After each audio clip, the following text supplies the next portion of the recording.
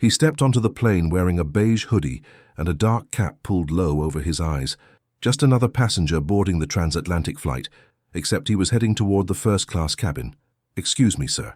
The flight attendant's voice cut through the ambient noise, her tone sharp as glass. "First class is this way. You're heading in the wrong direction." Michael raised his tired eyes. "I know, I'm in seat 2A. Her perfectly lined lips twitched into something between a smile and a sneer. "Sir, I think there's been a misunderstanding." She emphasized each syllable as if speaking to a child. "This is the first-class cabin. Perhaps you misread your boarding pass." His calloused fingers extracted the ticket from his pocket. The flight attendant barely glanced at it before shaking her head. "There must be a system error. Let me call my supervisor." By now, heads were turning. A businessman in an Italian suit smirked. A woman with diamond earrings whispered to her companion. The flight attendant's voice carried deliberately loud. "We have a situation with someone who doesn't belong in first class." The supervisor appeared, arms crossed. "Sir, if you'd come with me, we can sort this out in the main cabin." "Is there a problem with my ticket?" Michael asked quietly. "Let's just say this cabin has certain standards," the supervisor replied. The businessman chuckled. "Some people just don't know their place." As Michael was escorted out, he didn't argue, but once in the main cabin, away from prying eyes, he pulled out his phone and dialed a single number. "Jack, it's me. We have a situation on flight 2713. His voice was soft but clear. "No, don't worry. I'm about to learn exactly how your customer service training program is working out." He ended the call and settled into his newly assigned seat, the weight of his decision pressing against his chest. By tomorrow morning, the people who had judged him would understand the gravity of their mistake. But Michael wasn't interested in revenge. He had something far more powerful in mind. Michael Barrett wasn't always the man he had become. 20 years earlier, he had been a combat medic stationed in the harshest conflict zones, witnessing humanity at its breaking point. The things he'd seen had left invisible scars, the kind that altered his perception of what truly mattered in life. After returning home, he discovered that thousands of veterans like him were struggling with severe PTSD, many falling through the cracks of an overwhelmed system. Using his medical background and the modest inheritance from his grandfather, Michael established the Barrett Foundation for Trauma Recovery, a revolutionary approach to helping veterans rebuild their lives. Everyone focused on physical rehabilitation. He once explained to a small local newspaper, "I wanted to heal the wounds no one could see." His first center opened in a converted warehouse with just 4 beds. Michael worked 18-hour days, sometimes sleeping on a cot beside his patients, when nightmares jolted them awake. Within 5 years, the Barrett methodology had proven so effective that government agencies were sending their toughest cases his way. What made his approach different was simple: dignity above all. When someone's spirit is broken, he'd tell his staff, the last thing they need is to be treated like a problem to solve. The foundation grew, not through flashy fundraisers or celebrity endorsements, but through results. 92% of veterans who completed his program successfully reintegrated into civilian life. This caught the attention of Maxwell Kingston, a defense contractor whose son had been transformed by Michael's program. How much would it take? Kingston had asked over a dinner of boxed macaroni in Michael's modest apartment to open these centers worldwide. Michael had jotted a figure on a napkin, assuming it would end the conversation. Kingston wrote a check on the spot. "Consider me an investor in humanity." That investment multiplied. The Barrett Foundation now operated in 27 countries, with Michael maintaining complete control over the methodology and ethics. The financial success that followed was incidental. Michael reinvested most profits and lived modestly, flying commercial despite having the means for private jets. Few knew that this same Michael Barrett had quietly acquired controlling interest in Kingston Airlines 2 years ago when Maxwell's health was failing. "I'll make sure your legacy continues," he had promised his dying friend. "The airline will continue to support military families." Michael kept that promise, implementing policies that reserved seats on every flight for veterans traveling for medical treatment, all expenses covered. Yet despite his wealth and influence, Michael preferred anonymity.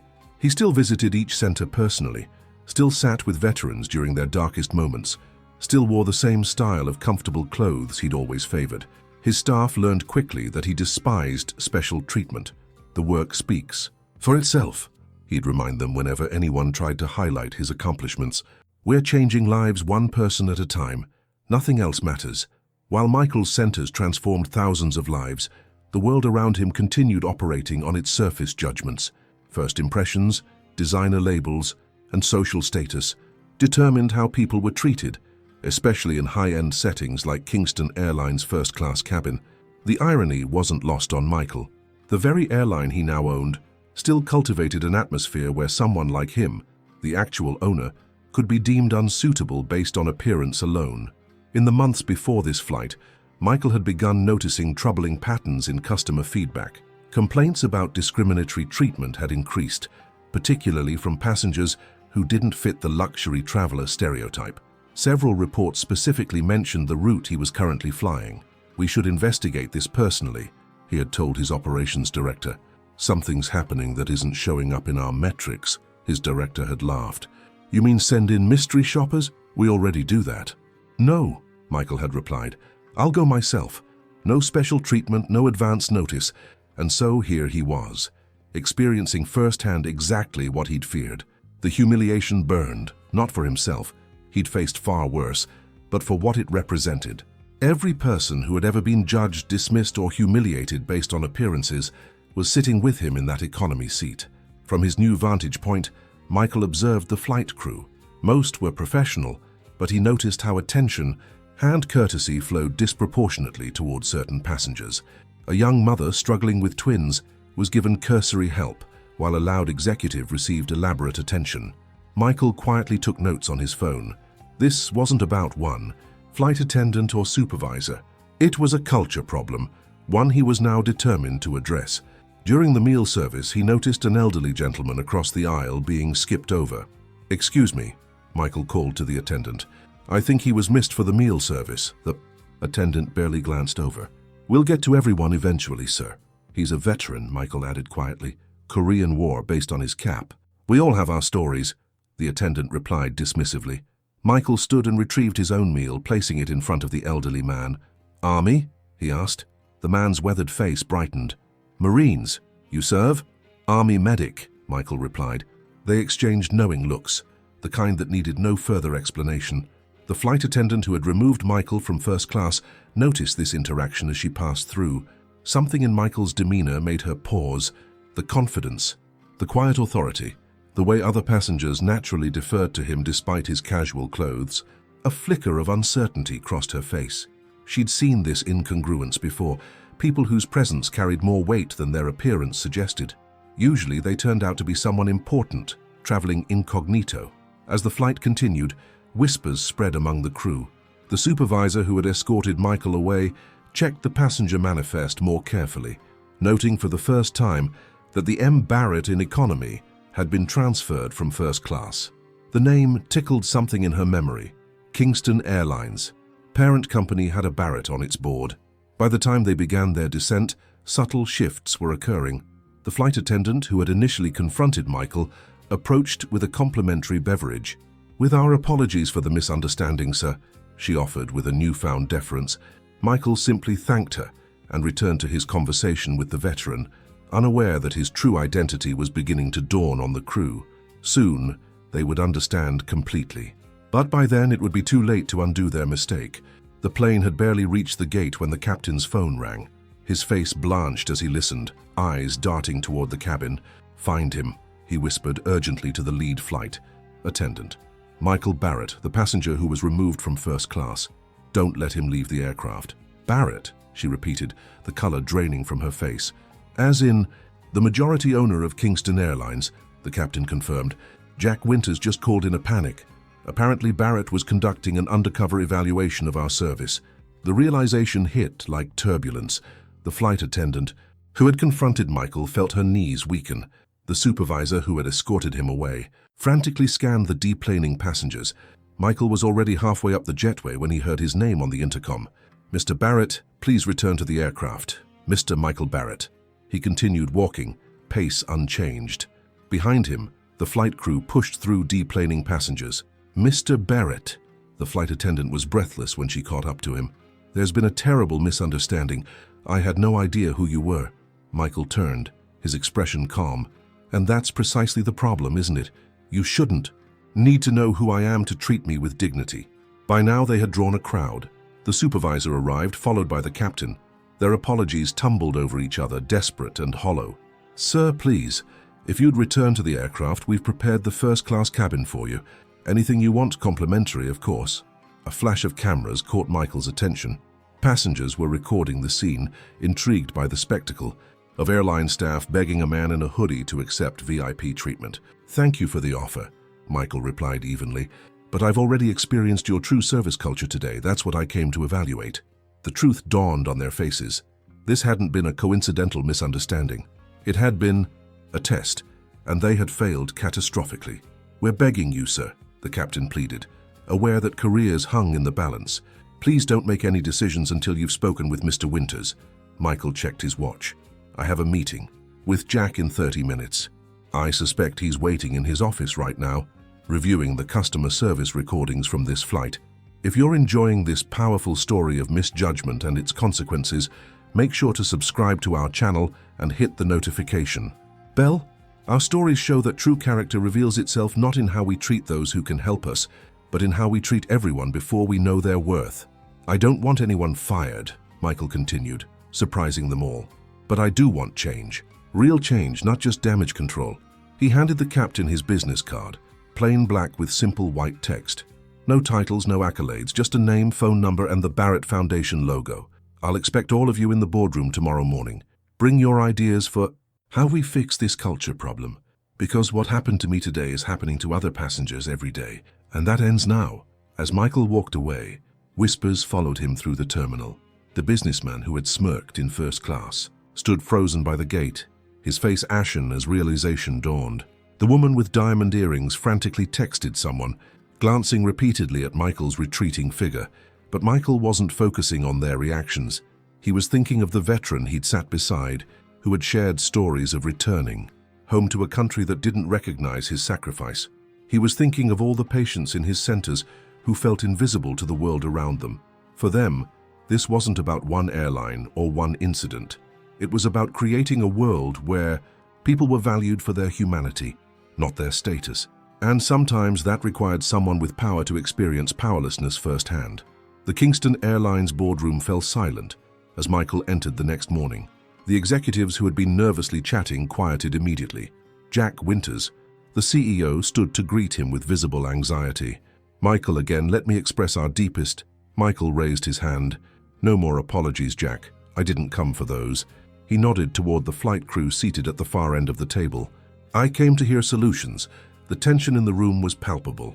Most executives expected a bloodbath, demotions, perhaps even the closing of entire departments. Instead, Michael pulled out a chair and sat down, gesturing for everyone to do the same. "Yesterday wasn't a random evaluation," he began. "We've had 67 complaints about discriminatory treatment on our premium routes in the past quarter alone. That's not a coincidence or a few bad apples. That's a systemic problem." Michael opened a folder and passed documents around the table. "These are the stories that usually don't make it past customer service.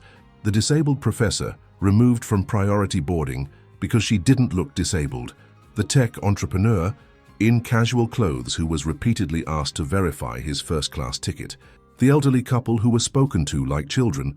The flight attendant who had confronted Michael looked down at her hands, shame coloring her cheeks.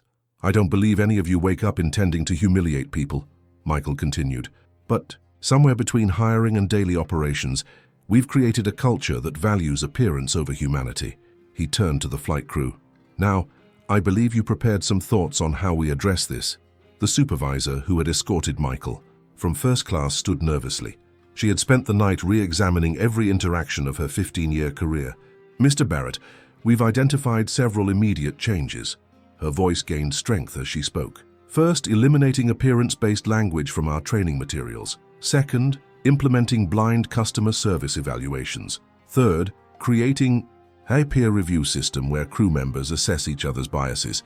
Michael nodded encouragingly. "Go on." "Most importantly," she continued, "we're proposing a complete overhaul of how we define premium service. Currently, it's based on anticipating needs of what we call typical luxury travelers. We need to redefine it as respectful service to all passengers, regardless of appearance or background. For the next hour, the room buzzed with increasingly honest conversation. Executives admitted to fostering an environment where staff felt pressured to prioritize certain passengers.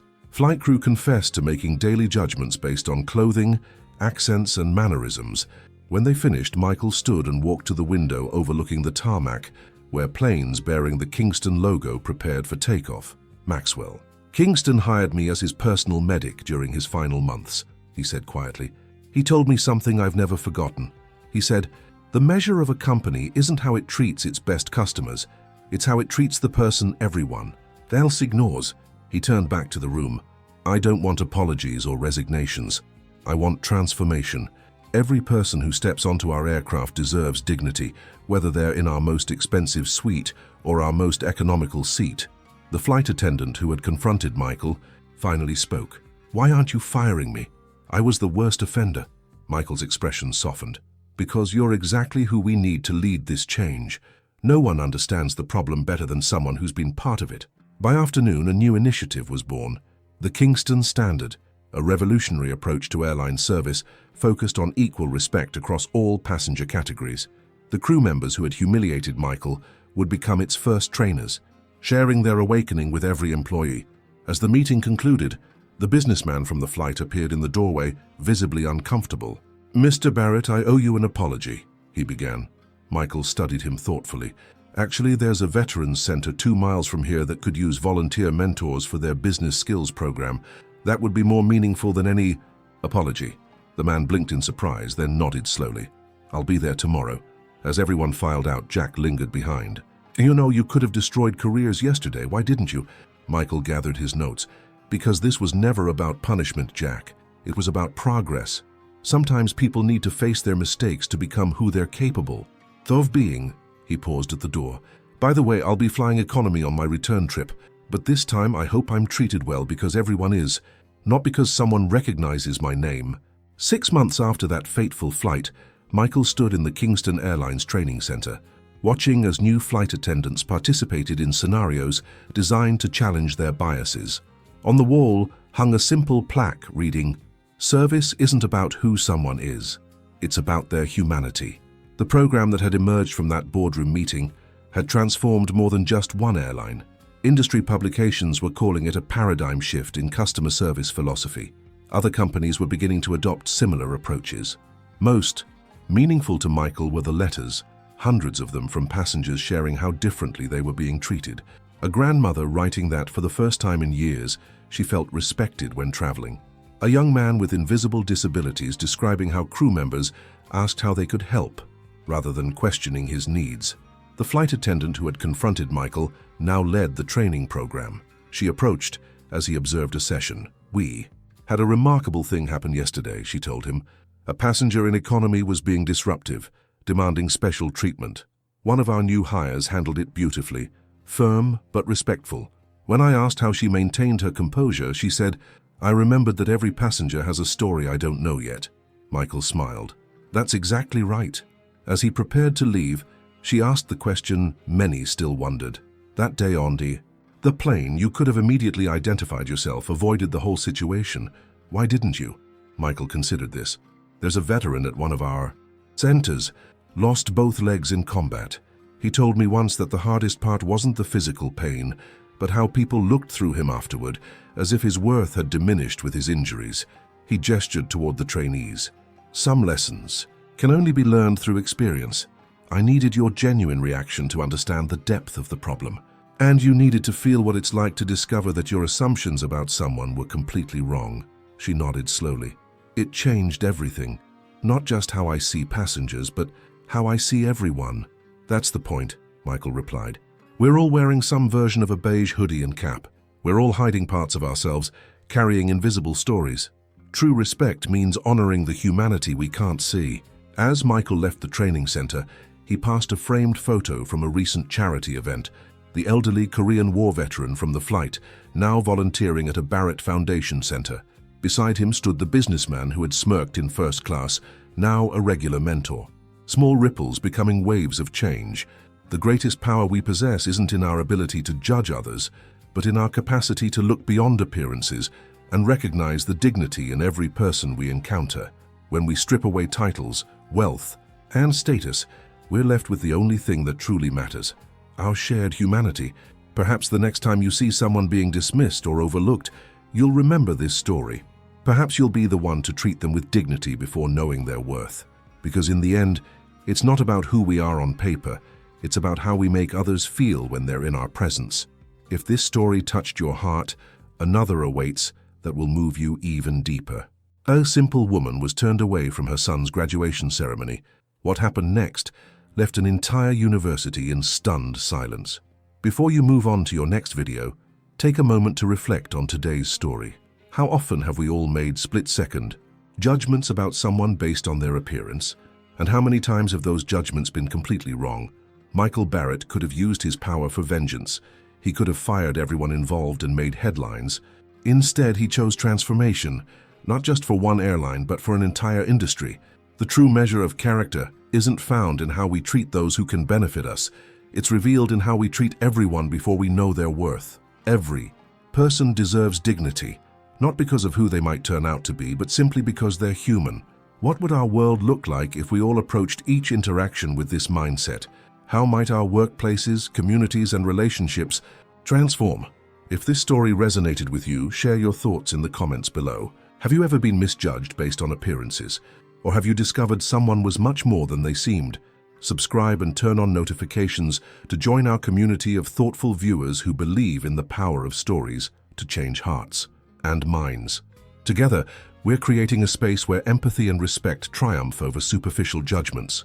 Remember, the most important things about a person are often invisible to the eye, but they're always visible to the heart.